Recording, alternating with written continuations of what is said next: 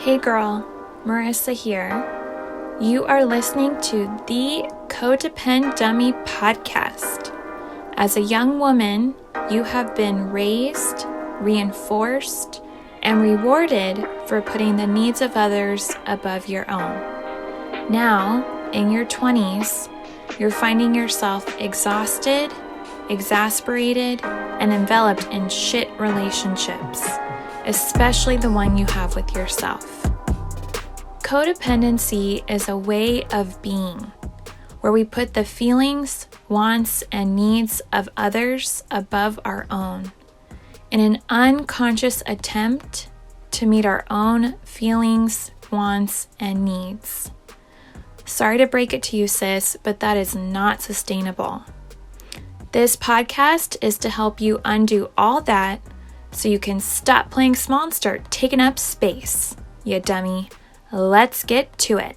Hello, everyone, and welcome back to the Codependent podcast. Today, I am with Gina Metcalf. Gina is a licensed therapist and founder of North Star Therapy, a therapy practice specializing in supporting female-identifying clients around issues of anxiety, depression, trauma, and codependency.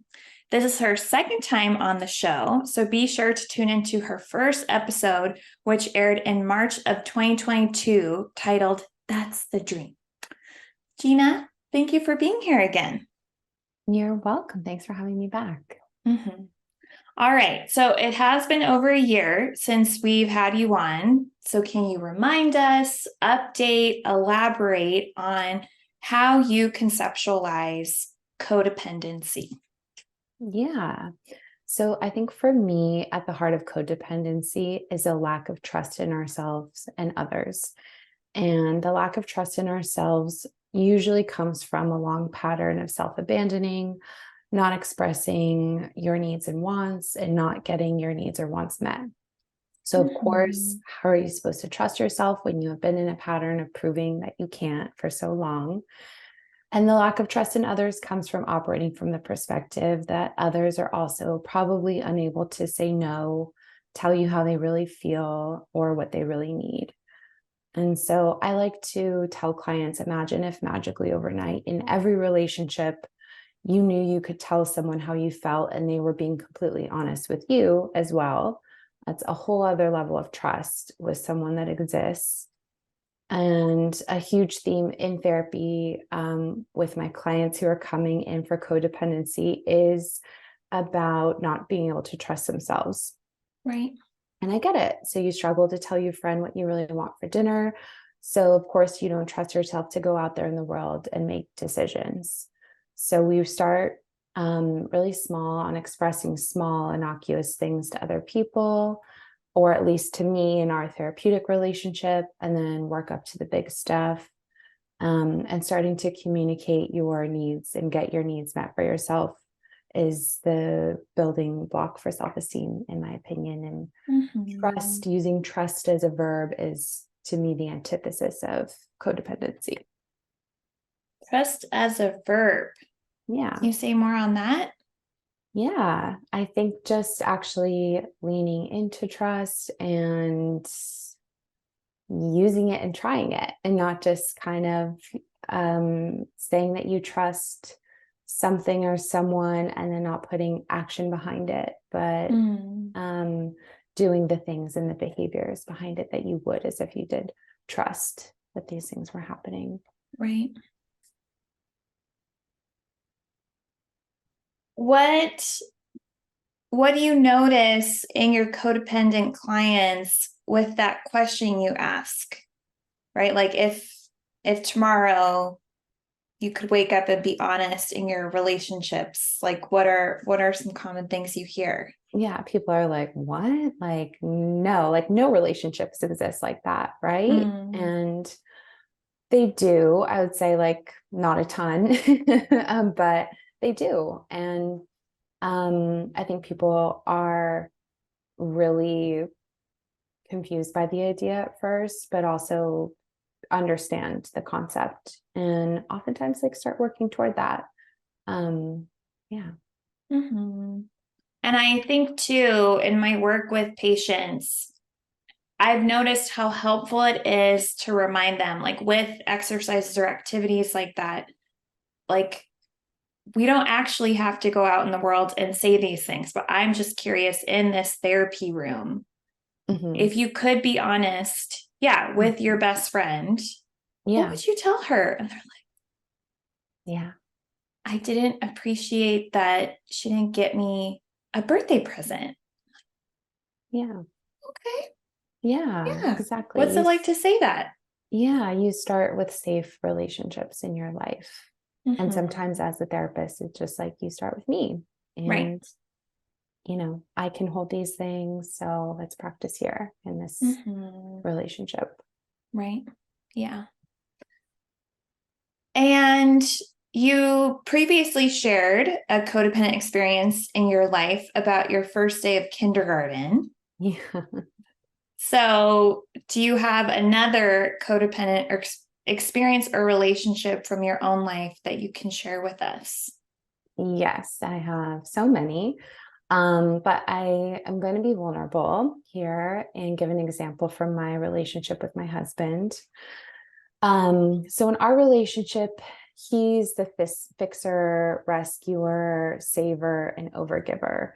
And I'm noticing myself feel shame about naming that I'm more of the emotional taker, because I think the overgiver is a much more praised and socially acceptable role. And also, this kind of deviates from typical gender norms. But here I am.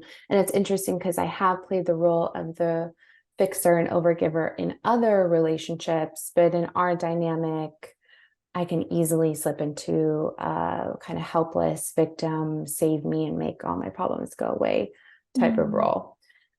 So we've come to know these roles well, have named them, and can both feel really burnt out on our respective roles, but also slip into them so easily, especially when we're under stress.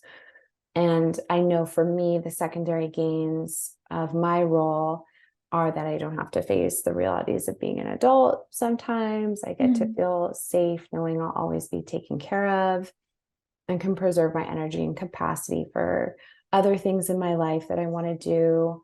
And on the surface, it can appear selfish, but the kind of the shadow side of this role for me is that it can be really disempowering, and I can move into a state of learned helplessness. And if we're going all the way deep, I think a lot of it for me comes from the fact that my dad has a chronic illness and that's physically disabled him, and my mom is his full-time caregiver. And so I know watching that has impacted me a lot, and I have a huge underlying fear of being a caretaker in that capacity. So if I have to do it in any capacity, it can feel triggering for me. And I also had to emotionally caretake my mom a lot when I was young, and I know that plays into it too. And for him, the positive and reinforcing parts of his role are that he feels needed and valuable in the relationship and gets a dopamine fix from being the one that knows me best and can really effectively make me feel better. And the shadow side of his role for him is that it can make him feel drained, resentful, and underappreciated. And it can also make it hard when he actually needs caretaking, because he knows it's a trigger for me. So that's our codependent shit.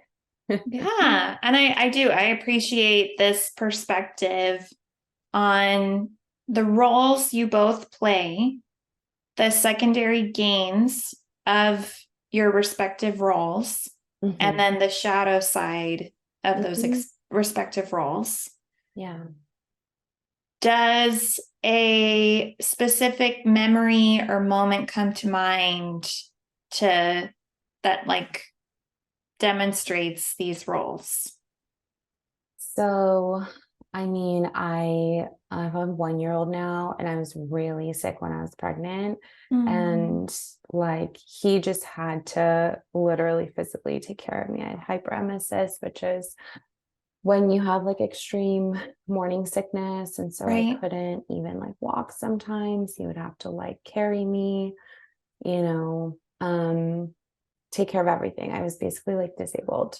And so that whole year comes to mind, and we got very burnt out on our roles after that year. But a lot of it too, before that, I think a lot of stuff around my business, even like just like starting your own business is hard, and wanting to give up and just wanting to like, oh, somebody come help me and save me with this. And so a lot of stuff around that too. Right. So I mean, that's a serious diagnosis, Gina. Yeah. But for sure. But yeah, it potentially, it was easier to fall in your roles, and your history potentially compounded your experience of each role. Yeah. And also, starting your business. Here you are. I mean, starting your business, you're supposed to be confident and risk taking and trusting. And you're like a grown-up. It's very grown up to start a business. And so underneath that, being the emotional taker, or like the caring receiver. At points you just would look to your husband like, can you fix this? Yeah, completely. Right. Yeah. Okay. So we're here I invite you back again to look at a recent phenomena you have been observing in your practice about the interconnection between codependency and ASD, which, I sense not every listener is familiar with. So let's start with, what is ASD, Gina? Okay. Yeah.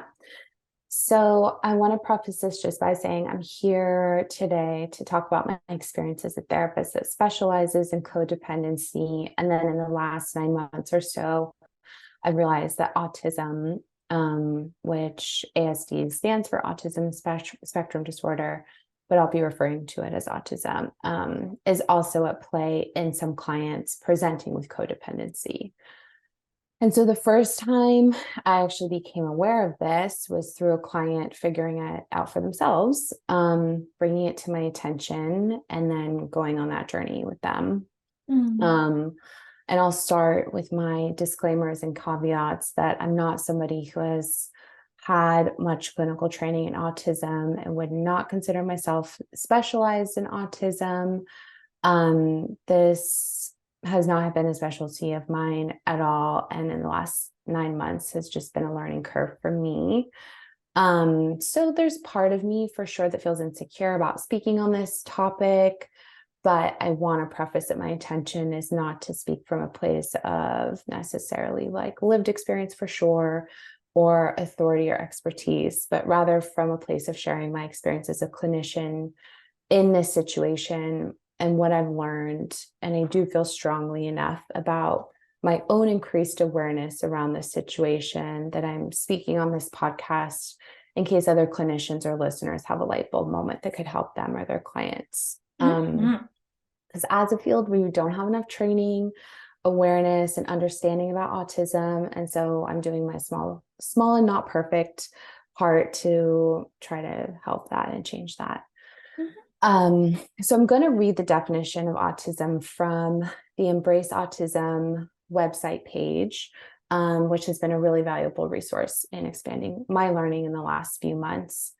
So they define autism as a neurodevelopmental difference characterized by alterations in social functioning, hypersensitivity to stimuli, repetitive behaviors, and deep interests, often combined with advanced cognitive and perceptive abilities. So that is the definition of autism. Within that, so much nuance, so many different experiences. And, as we continue talking, I'll kind of give more concrete examples of what I've seen. But masking, they define as strategies used to hide autistic characteristics or portray a non-autistic persona. So simply put, masking is hiding or camouflaging things about oneself to fit into like neurotypical societal norms and to ensure safety and acceptance. Right. And this is really like perpetuated by the fact that we live in an ableist society that is set up for neurotypical people. So being neurodivergent does realistically set you up for a rejection at a greater rate than neurotypicals. So masking can begin so young and so unconsciously, because we just don't live in a world that's prepared to accommodate people with different needs and preferences. And we also spin a narrative to people from a young age to prepare for the harsh world, aka the world that is going to mistreat them. And so they should get used to it, which is kind of where masking starts to happen. Mm-hmm. So, on top of all that, we also all digest varying degrees of ableism. And so, people that have differences often experience ableist trauma, even through Can therapy. you, Yes. really quick, Gina, what's the 101 definition of ableism? Yeah. So, ableism is just like the kind of so ingrained idea that we have around like what people should be capable of doing and how society should be set up. Like a great big example is like the school day, being so long, expecting kids to like sit in their chairs for so long, when every person and kid has a different type of need, or we Right. sort of just like have these societal norms that are like, yeah, you should be able to like shake hands with somebody and make eye contact, or you should be able to sit still when I need you to, or there's like thousands of other examples. But that's Should be able to ableism. focus. Yeah, Should be able to despite this other focus. stimuli going on. Yeah, exactly. Yeah. Right. So ableism is so, again, like so ingrained, so internalized that most of us don't realize that we have all of these ideas about what people should be able to do, because they're so automatic. But a lot of therapy is ableist, taught from an ableist lens, in grad school, and like was created from people who were like neurotypical. And so therapy can be hugely traumatizing and has been hugely traumatizing for the autistic community, because it typically has rerouted a very natural neurodivergent need to reinforce a neurotypical behavior, like making eye contact. So instead of teaching kids, you need to make eye contact, maybe we should be teaching like everyone that not every person is comfortable looking in the eye, you know? Right. And so, yeah, so for masking, also one of the screening tools for autism on the Embrace Autism website, which I'll talk more about. This one specifically is called the CAT-Q, which is short for Camouflaging Autistic Traits Questionnaire. Two of the questions, for example, are: in social situations, I feel like I'm performing rather than being myself. And I always think about the impression I make on other people. So you can maybe start to see where this starts to cross over with codependency. What does it cross over or relate with codependency? Yeah. So I'll give some concrete examples that I have seen. Taking on the emotions of others can be highly sensitive, performing for approval and to be liked, maybe afraid to set boundaries due to wanting to be accepted, people-pleasing behaviors, being a social chameleon, feeling burned out in relationships and by social interactions, struggling to feel like you're being authentic, which leads to feelings of loneliness, holding back from sharing your thoughts, opinions, or interests, struggling to identify your emotions and know how you feel, practicing what you're saying in your head before you say it, perfectionism, and hyper focusing on others, how you're coming off, what they're thinking of you. With this, I'll say, like, some people may have appeared to master getting others to like them, but deep down don't feel like the connection is authentic. And so that's where it can get confusing, Right. because there's a lot of stereotypes about autism that are wrong, like people don't have friends, which is just not the case. From what I've seen, people can be really good at getting people to like them and know exactly how to do it through high masking. But then ultimately in the clinical work, like digging down, it's like, well, actually, no, I don't feel like I'm being authentic. And I don't even feel like the people closest to me really know me. So differentiating between codependency and autism, there are some things that must be present in autism, but they may not be present in codependency. So social communication differences must be present with autism.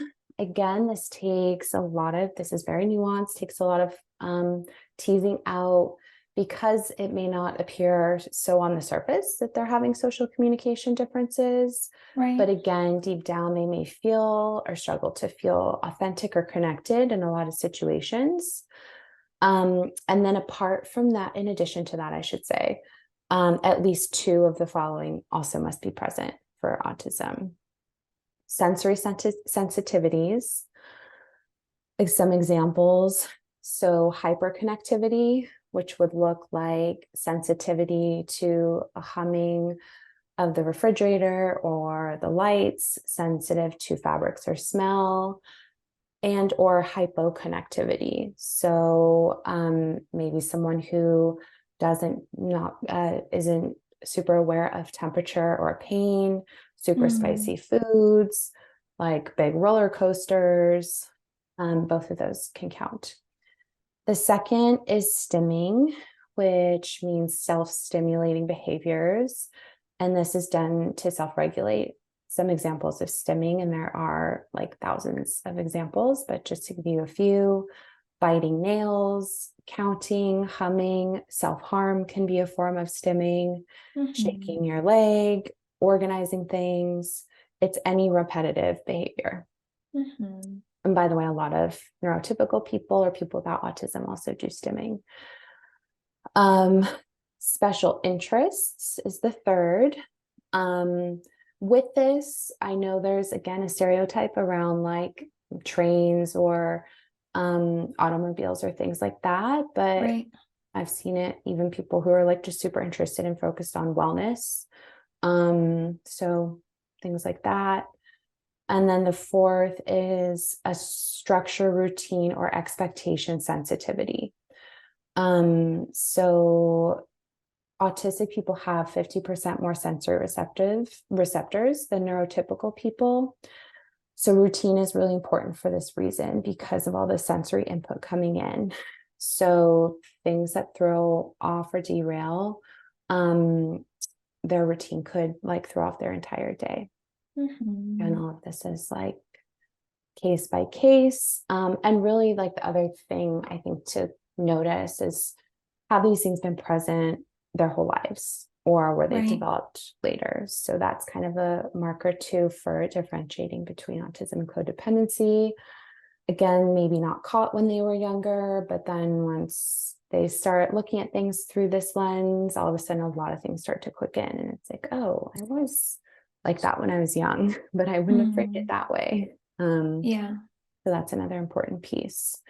And then sort of anecdotally, things that I've noticed, are clients just feeling in therapy, kind of like feeling like they're just a little bit different or don't belong. Right. Feeling really hard, like it's really hard to be authentic in relationships. Kind of talking a lot in therapy, like being someone who just comes into session and like goes. Having like burnout from a 9 to 5 job. There's something called autistic burnout, which is very real. And social interactions too, feeling lonely because they don't feel understood, struggling with big changes and transitions in their routines. But yeah, the job thing that's a big thing too. And yeah, the 9 to 5 schedule can be super hard. So. And as you're sharing, Gina, going back to the definition of codependency, right? Autism spectrum disorder. on one end, you do have those with an autism diagnosis who are nonverbal, require a lot of support to get through their day. Mm-hmm. And yeah, like very hypersensitive potentially to stimuli. Mm-hmm. And so there's that end of the spectrum. And then Mm-hmm. on the other end, you have those who are completely verbal, Mm-hmm. right? Very high functioning, not requiring a lot of care. Yeah. And yet they still, on both ends of that spectrum, they do still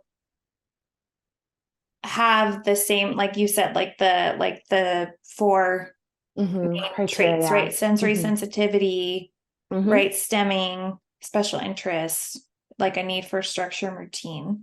Mm-hmm. And so yeah, so I'm sensing that those that you've worked with and those Mm-hmm. who tend to struggle or have some overlap with codependency are on the higher functioning end. Yeah, so their lower support needs, Right. kind of have slipped through for that reason. It's sort of like how you would think of any other disorder like anxiety. Some people are having panic attacks multiple times a day. Some people are, going to work full time. People would never guess they're anxious. Right. Yeah, exactly. So the clients that I have worked with coming in for codependency therapy have been lower support needs, high masking individuals. Mm-hmm. And what have you noticed are the consequences, like either like internally for them or externally in their relationships, if their codependency goes unaddressed?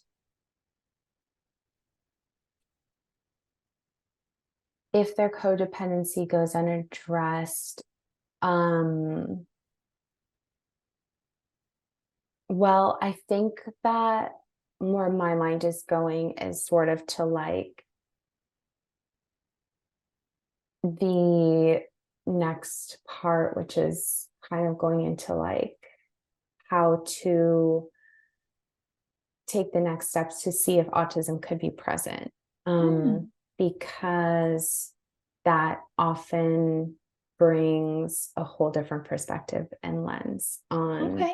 what's going on. So, in a way, like codependency and masking are almost synonyms, Mm-hmm. Um, and so it's not that the codependency is not there, but it's just there for maybe a different reason Right. than they knew. Right. Mm-hmm. So, how can one tell if autism is present? Mm-hmm. So, yeah, for steps that I've taken, so I'd say the first step to take is definitely to get neurodivergent affirming education and consultation yourself as a therapist, preferably from an autistic person, as to avoid causing harm to someone when you're relaying this information to them. Again, we all have this internalized ableism, and we want to be able to answer the client's questions and give them information from a place that can reduce, internalized and externalized stigmas about autism and convey that this is something that may be explaining very real struggles that they're having. And also, it's important to have answers to their questions, especially about what to do with this information. Mm-hmm. So, that's the first step as a therapist. And then, resources, in addition to consultation, I would recommend are there is a book on masking autism by Devin Price. It's a great place to start. Embrace Autism, I've mentioned a couple times in this podcast so far, is a website that has blogs and information. So it's embrace-autism.com, neuroclastic.com. And then for Instagram, there's a few accounts that are great to follow: neurowild _ and lived experience educator. And then as a clinician, I personally now always have autism in the back of my mind as a possibility when people are coming in for people pleasing and feeling like they're performing or shape shifting in relationships. I will say too, almost every client I brought a potential autism diagnosis up with has suspected that this may be the case or has thought of this already. Some were interested in following up with screening tools, and a few were not, as it didn't feel important to them in their lives at that moment. But once I have a conversation with someone and they consent to further screening, I send them from the Embrace Autism website, the CAT-Q, like I mentioned before, and another screening tool called the RADS-R, which stands for the Ritville Autism Asperger Diagnostic Scale. Both are free and have instructions on how to score and are considered valid for a diagnosis. And then from there, you can offer to refer out, or you can continue working together and can get consultation. In my case, I've continued working with many of these clients since we had a good pre-existing relationship and they wanted to stay. And a lot of the work we do is around understanding this as a part of their identity, past, present, and future. Like I was saying before, kind of looking at their whole lives through this new lens and like a lot of aha moments. And I've noticed that for many people, the diagnosis has felt validating and has allowed them to be more gentle and empathetic toward themselves as they undo their own internalized ableism about what they've struggled with all these years also. We also do work on who they want to tell, how to tell them, and the emotions around nobody having caught this before. Autism, there's a lot of strong communities now on Facebook and in other places for autistic people, especially those receiving a late diagnosis. And many clients have enjoyed exploring those. So yeah, it's not that it's not, I would say, yeah, maybe it's not codependency. Maybe it's masking, to answer your other question, but it just all of a sudden makes so much sense around like why they've been needing to do these behaviors. Right. And well, yeah, let's say it is masking, since it is so similar to codependency, a lot of codependent behaviors. Let's say they come in and you're like, noticing some neurodivergency here. And you have gotten your neurodivergent education as a therapist. You have resources to share with them, and you say, I'm noticing some traits, and I wonder, here's these resources, here are these questionnaires to take, here's someone potentially can go to for diagnosis and assessment. And they are autistic, maybe high functioning. Are they magically able to let go of the masking? Or how do you help them navigate masking post clarity? Yeah. Good question. It's not a magic switch off. That's for sure. Anything else. It's a constant undoing. But like I said, I think there's just a level of empathy that can come and with it. And it's kind of like when you're working with codependency, it's like, okay, now I understand this is here. And so I'm aware of it and when it's happening and why it's happening. And maybe in certain situations, I need to be doing it, right? To like get a job or stay at a job or be safe in a certain situation. But I think having the understanding about that and then understanding in very similar work to codependency work, what relationships feel safe enough where I can maybe start to stop doing these things or let this down, let this masking down.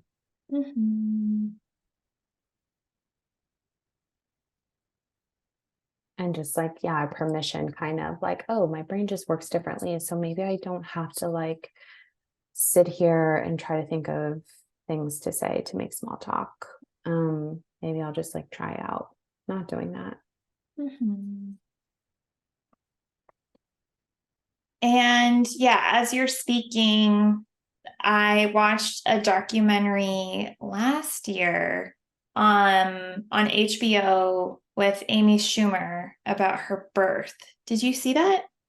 I didn't see it, no, but Okay. It's called Expecting Amy, and it's a okay. 3-part documentary, kind of like first, second, and third trimester of her pregnancy. And her husband and father of her child, I think his name's like Chris, or Mm-hmm. he, along this journey, they go and seek an assessment. This Mm-hmm. is after they've met, after they've been married, Mm-hmm. but she really starts to notice and highlight Mm-hmm. some things just don't fit. Like she makes it part of her comedy, which, Mm-hmm. it is funny, but it's also like, poor guy. Mm-hmm. Like he goes to a Color Me Mine pottery store, Mm-hmm. right? What are you supposed to do in a Color Me Mine pottery store? You're supposed to make pottery and paint it, and they burn it, and then you come out with a bowl or a cup or who Mm-hmm. knows. And he goes in and he ends up, I don't even know, maybe he painted it on a piece of clay, but he painted a portrait of Amy. Oh. And so she shows it, and it's a funny portrait because it's hideous. And so it's hilarious. But she's like, Yeah. who goes to Color Me Mine Mm-hmm. and paints a portrait? Mm.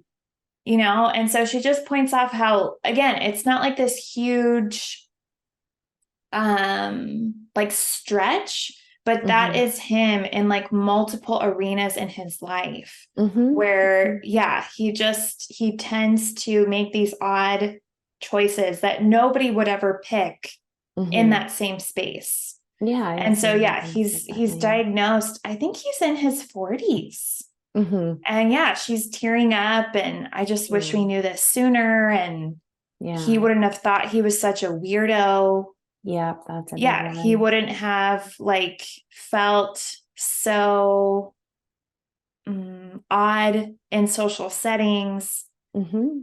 Yeah, I think he would have had permission to potentially behave differently, but he did really try to adhere to Mm-hmm. social norms. Mm-hmm. So, Exactly. Yeah. And that's a yeah. huge pain point for people. And like a lot of the Mhm. trauma is that adhering to the social norms and the Mhm. ableism where you think, why can't I do these things? And it's really painful. Right, without getting mocked or teased or questioned or, yeah. Yeah. Or Mhm. even just internally like beating yourself up about it. Right. Yeah. Yeah. Well, yeah, I guess my mind goes as you're talking too. I also know of people, Gina, who have loved ones Mm-hmm. who they suspect are Yeah. autistic, they suspect are high functioning. And yeah, Yeah. like my patients or like listeners on this podcast, like they don't know how to broach the topic out of Yeah. their codependency. They don't Oh, want to yeah. like, they don't want to hurt their feelings. They don't Yeah. want to lose potentially the relationship and how it's going. Yeah. And so, yeah, they tend to not actually tiptoe, but yeah, in some way, like metaphorically, like tiptoe around the subject Yeah. to maintain the relationship. Yeah. Your thoughts on like Yeah. codependent traits around addressing someone's autism? Yeah. I felt those things too and want to normalize it. And I think that's why it's important to get consultation yourself first so that you really understand and undo some of the ableism, because that's what it is. It's like that stigma, right? Like if you were telling someone like you think they have a, I don't know, broken toe, like it wouldn't feel the same way. And so it just is a huge stigma. And so delivering the news and being able to put it in a context around like undoing a lot of that ableism that we just have so internalized is so important. And I think it's, I don't know, from my experience, and I have such a small experience in this, but again, every, like every person with the exception of one had already been thinking it, and kind of was, I could tell was like, oh yeah, thanks for saying something. Like this is something I've always thought about and wondered about. And I think because there's such a stigma, other people in their lives probably thought it maybe too, or they did, but just like didn't want to bring it up. And so I am of the mind, you know, ethically, like I don't want to hold something like that back from a client, especially. Right. And what if you're like a family member? Yeah, as we're talking now too, like I know of like families where the grandparents see it, the Yeah. parents maybe see it, maybe don't, but haven't mentioned it, and it's all about a grandchild. But again, Yeah. like everyone's kind of tiptoeing around it, not saying anything. Again, not to hurt Yeah. anyone's feelings, not to cause tension in any relationships. And yeah, Yeah. it stems from, I think, yeah, like the grandparents, like their own codependency or yeah, people Mm-hmm. pleasing. Again, not Mm-hmm. wanting to make waves. For sure. That, and just like such a like narrow and misunderstanding of what autism is all around on all Right. parts. Yeah. And the stigma with it, because it can be a beautiful moment of understanding your identity. But unfortunately, if it's not done correctly or whatever, it can be harmful. So So yeah, it's not. suggestions for the loved ones. Yeah. Oh my gosh. I don't know. I haven't personally been in that situation, but I would probably start with reading Unmasking Autism by Devin Price. Getting way more information about it, kind of like, you know, I've noticed some XYZ about you. It's causing distress. Sometimes it's maybe due to a brain difference that turns out to be autism or something else. But yeah, there's, I know sometimes when you say that word to somebody, autism, they have their own stigmas around it too. So it does require like some education and some collaboration, or could be met with, you know, a wall. And so I think you just kind of have to respect where they're at. You know, if you bring it up after you educate yourself a lot and bring it up and they're not interested, you know, I would probably not push it, and just like getting their consent around like how they feel about that identity for themselves and things like that. Yeah. Yeah. It is. I mean, the stigma is unfortunate because as a consequence, I mean, again, like codependency in most families, there are these unnamed concerns, Yeah. right? And like, so it's like, oh, like, you know, like dad has a problem with alcoholism. Yeah. Like we can't actually name it. Yeah. Or again, so yeah, with the stigma like surrounding these, you know, these aspects of life, like part of life. Like, but yeah, it's just within families, like our efforts to like maintain relationships sometimes becomes a barrier to addressing what's Yeah. really going on. For sure. Yeah. And you just don't know how someone's going to react based on what they're bringing to the table. One person might be like, wow, thank you for saying something. I felt like something was different as well, but didn't know how to put it into words. And like, this makes so much sense. While someone else just might not, might be really triggered by Right. hearing that. Yeah. It's complicated. But my It's hope is that complicated. there's more and more information coming out around autism, what it is, how prevalent it really is, how many people have flown under the radar. You know, I'm sure you could also hear in this, like how much this overlaps with like a trauma presentation too. And there could be trauma as well. And so it's complicated. Well, yeah, that's one thing I really appreciated about the Amy Schumer documentary. I shared about it with my best friend, and she taught an autistic preschool class. And Okay. so she said, you know, it's helpful that there is this it's not like he's like representing, but still it is. It's like representation Yeah, of it is. autism. Yeah. Yeah, So then we all. there's not a lot of good representation in the media at all around autism. Mhm. It's definitely, yeah, on the more end of things where people need more supports and things like that. But it just looks so different for everyone. So Right. people don't miss it in themselves, clinicians miss it. And it's a whole thing that's happening. Mhm. Yeah. Well, final thoughts on autism, codependency, interconnection, how it's different. Yeah, I mean, I think it's just been like a really profound eye opener for me personally as a clinician. I had a lot of feelings to process myself about having missed it in a client for so long, and we processed that together in our relationship and everything. But yeah, I would just encourage everyone to like get more information, check out the resources that I shared, and um, kind of hold it in the back of your mind when you're working with people and looking at your existing caseload as well. Mhm. All right. Well, thank you for coming on again. And if people I will put in the show notes, everyone, the resources and books that Gina referenced, right? Hmm. Unmasking Autism, the Instagram pages, Yeah. etc. Yeah. And if people are interested in hearing more about you, Hmm. where can they go? My website is northstartherapyinc.com.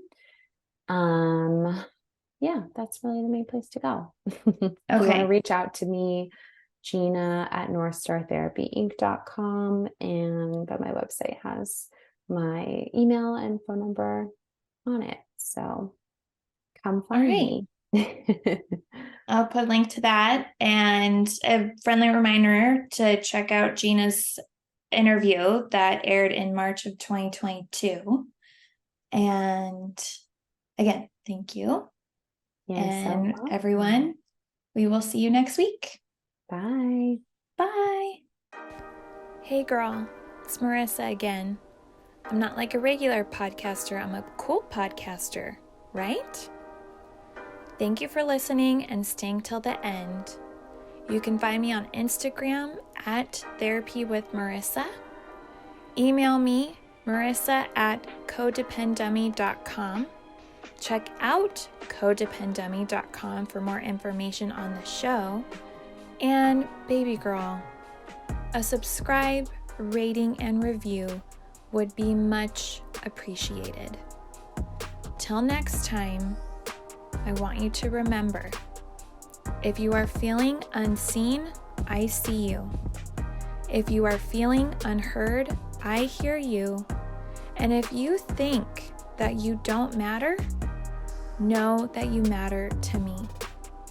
I want you to go out there so you can stop playing small and start taking up space, you dummy. And now, the disclaimer. Girl, this is not therapy and I am not your therapist. This podcast is designed to provide accurate and authoritative information in regards to the subject matter covered.